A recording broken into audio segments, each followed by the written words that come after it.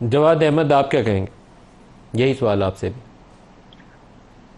دیکھیں، میں تو اپنے تمام میرے جو بلاگز ہوتے ہیں، میرے جو سوشل میڈیا ہینڈلز ہیں، ہر ایک پہ میں یہی بات کرتا ہوں کہ پاکستان کے اندر ہماری جو رولنگ ایلیٹ ہے، جو ہماری اشرافیہ ہے، کیونکہ کہتے ہیں نا کہ the ruling ideas are the ideas of the ruling class. جو بھی سوچ ہوتی ہے عمومی لوگوں کی، وہ رولنگ کلاس سے ہی آ رہی ہوتی ہے. جیسے اگر رولنگ کلاس جو ہے وہ چنگیر میں روٹی نہیں کھاتی تو لوگ بھی نہیں کھاتے. اب بلکہ رولنگ کلاس نے اب آج کل وہ اپنی دیوار پہ چنگیر لگائی ہوتی ہے، اسے بھی بتانے کے لیے کہ ایک زمانے میں چنگیر پہ بھی روٹی کھاتے تھے. تو یہ کلچر، آئیڈیا سب رولنگ کلاس سے آتے ہیں. اب رولنگ کلاس جو ہوتی ہے آپ کی، وہ اس کے کمپٹیشن پہ ڈیپینڈ کرتا ہے کہ کس طرح کے آئیڈیاز وہ لوگوں کے اندر لے کے جائے گی. اگر آپ کی رولنگ کلاس جو ہے وہ بہت بڑے بڑے دولت مند سرمایہ دار جاگیردار مافیاز ہیں، اور وہ جن طریقوں سے پیسہ بنا رہے ہیں ایک ایسے تھرڈ ورلڈ کنٹری میں جہاں پہ ایک بڑا ہی فریکچرڈ قسم کا کیپٹلزم ہے، ایسا کیپٹلزم جو کہ عام لوگوں کو کچھ نہیں دے پا رہا، اور صرف چند لوگ جو ہیں ان کے ہاتھوں میں دولت ساری جمع ہو رہی ہے. تو پھر وہ لوگ جو ہیں وہ ان کے اندر کرپشن تو ہوتی ہی ہے، کیونکہ وہ قانونی اور غیر قانونی دونوں طریقوں سے پیسہ بنا رہے ہوتے ہیں. کرونی کیپٹلزم ہوتا ہے، مطلب وہ پاکستان کے اندر ایمنیسٹی بھی لے کے آتے ہیں، وہ پلی بارگن بھی کرتے ہیں، وہ ایس آر اوز جس کو اسٹیچوٹری ریگولیٹری آرڈیننس کہتے ہیں وہ بھی لے کے آتے ہیں. اس کے علاوہ قرضے معاف کراتے ہیں، پھر قرضے بڑے بڑے لیتے بھی ہیں. یہ سارا کچھ وہ کر رہے ہوتے ہیں. تو یہ قانونی اس کے اندر آتا ہے. یہ مطلب اس کو ہم کہتے ہیں جی یہ تو قانونی باتیں ہیں، جی سب لوگ کر رہے ہیں. تو کیونکہ یہ بنا رہے ہیں قانون اور یہ امپلیمنٹ کر رہے ہیں. دوسرا طریقہ پھر غیر قانونی ہے، اس میں بھی یہ ہوتا ہے یہ پکڑے نہیں جاتے، اکاؤنٹیبلٹی ان کی ہوتی کوئی نہیں ہے. تو رولنگ کلاس آپ کی جو ہے نا وہ انجوائے کر رہی ہے. جب سے پاکستان بنا ہے یہ انجوائے کر رہے ہیں. اور 1951 میں ایکچولی مسعود کھدر پوش نے ایک کتاب لکھی تھی، نوٹ آف ڈسینٹ. اور مطلب ڈسینٹ جو جس کو ہم کہتے ہیں کہ ایک دوسرے کے ساتھ اختلاف کرنا. تو انہوں نے اس میں لکھا تھا کہ 1951 میں جو پنجاب کی سندھ کی اسمبلی تھی اس کے اندر 90% جاگیردار تھے. اسی طرح 1953 میں جو پنجاب کی اسمبلی تھی اس کے اندر 80% جاگیردار تھے. اور یہی کمپٹیشن جو ہے آہستہ آہستہ بدلتی بدلتی سرمایہ داروں میں پھر چلی گئی، پھر وہ مافیاز میں چلی گئی، لینڈ اونرز میں چلی گئی. ہر قسم کے لوگ آپ کو ادھر موجود ملیں گے. اور ان میں کچھ موقع پرست مڈل کلاس کے لوگ بھی ہوتے ہیں. جب کمپٹیشن پوری بڑی پارٹی کی جو ہے وہ انہی لوگوں پہ مشتمل ہو نا، تو مڈل کلاس کے لوگ اس کو چینج نہیں کر سکتے جا کے، بلکہ ان کے رنگ میں رنگ جاتے ہیں. جیسے بچپن میں کہتے ہیں نا بچے کو کہ اچھی کمپنی میں بیٹھو، کیونکہ تم اکیلے اس کو ٹھیک نہیں کر سکو گے جو بری کمپنی ہوگی. ہاں اچھی کمپنی تمہیں ٹھیک کر لے گی. ایک انسان ٹھیک ہو سکتا ہے زیادہ لوگوں کے ساتھ، زیادہ لوگ جو ہے وہ برے ہوں تو وہ برا کر دیتے ہیں اس انسان کو. تو یہ حالات پاکستان کے اس وقت ہیں. اسی لیے دیکھیں ندیم ملک صاحب، میں سمجھتا ہوں کہ پاکستان کے اندر اگر آئیڈیاز جو کہ فاخر ابھی کہہ رہے تھے اور بالکل ٹھیک کہہ رہے تھے، دیکھیں منافقت تو بہت زیادہ ہے نا. میں تو ہر جگہ بھی یہ بولتا ہوں، ہر وقت بولتا ہوں، رولنگ کلاس سے بڑی منافقت کوئی نہیں کرتا. اور پھر وہ ٹرکل ڈاؤن ہوتی ہے، نیچے کی طرف جاتی ہے.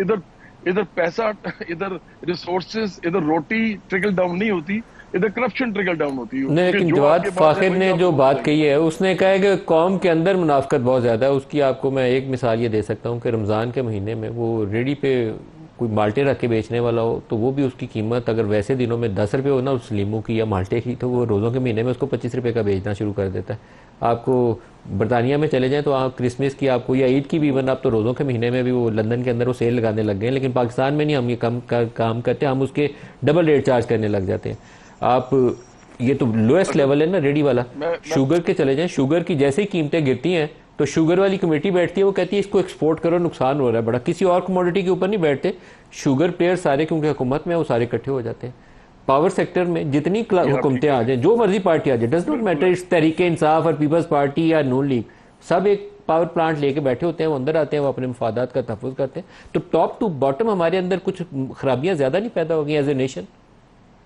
دیکھ، میں تو یہ سمجھتا ہوں کہ جو بات آپ نے کی ہے نا، اس کے اندر دو پہلو تھے. ایک رولنگ کلاس جس کے اندر انوالوڈ ہوتی ہے. رولنگ کلاس میں کہتا ہوں حکمران طبقہ، تو اس میں صرف سیاستدان نہیں آتے، اس میں وہ تمام لوگ آتے ہیں جن کا پیسہ انویسٹ ہوتا ہے اور اس کے بعد وہ پروفٹ प्रॉफिटेरिंग करते हैं और वो सियासतदानों के पीछे खड़े होते हैं। इनके बहुत बड़े बड़ी लॉबीज होती हैं, ये सब लोग एक दूसरे के साथ होते हैं।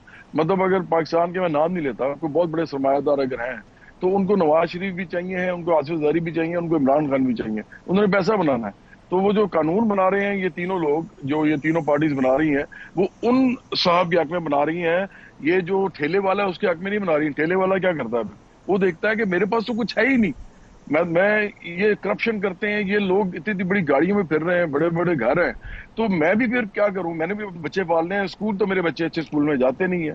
तो वो फिर ट्रिकल डाउन करता है ना। मैं ये कह रहा हूं कि देखें, अगर आपने इस मुल्क को बदलना है ना, तो आपको इनकी पार्लियामेंट के अंदर कॉम्पोजिशन बदलनी पड़ेगी। जो लोग वहां पे मौजूद हैं इस वक्त, अगर ये लोग बैठे रहेंगे, जागीरदार सरमायादार माफियाज बैठे रहेंगे, आप जो मर्जी कर लें। अच्छा, फिर आर्मी देखें, बार बार लोग मुझे कहते हैं कि जी देखें जी, पाकिस्तान की जो फौज है ना, इसको सियासत में नहीं आना चाहिए।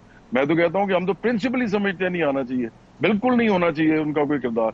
लेकिन आप मुझे एक बात बताएं, इस मुल्क के अंदर आर्मी कब आई है? जब ये स्टार्ट हुआ है मामला, ये 954 से स्टार्ट हुआ है और वहां से लेके आज तक चल रहा है। 1956 में करारदाद मकासद आती है, उसके बाद फिर अब फौज जो है वो उसका थोड़ा बहुत ज्यादा अमल दखल होता है, फिर यूब खान आ जाते हैं थोड़े अर्से के बाद, और आहिस्ता आहिस्ता वो शरायत कर जाती है। और उसकी वजह क्या है, उनको भी पता है, उनको भी पता है कि ये जो रूलिंग क्लास है ये क्या है, और वो उसमें उसका फिर वो भी हिस्सा बन गए।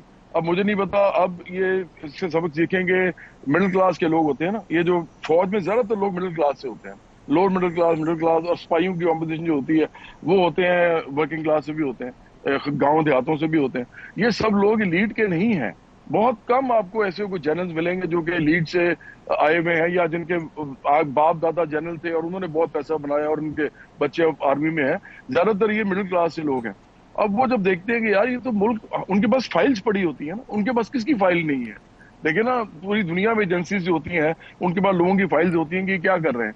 तो जब उनके पास भी पड़ी होती है, जब आप उनको आंखें दिखाते हैं, जब यही रूलिंग क्लास उनको आंखें दिखाती है, तो वो एक टसल क्रिएट हो जाती है। क्योंकि कोई ईमानदार लोग तो उनको नजर नहीं ना आते, ये जो सियासतदान है वो वाले।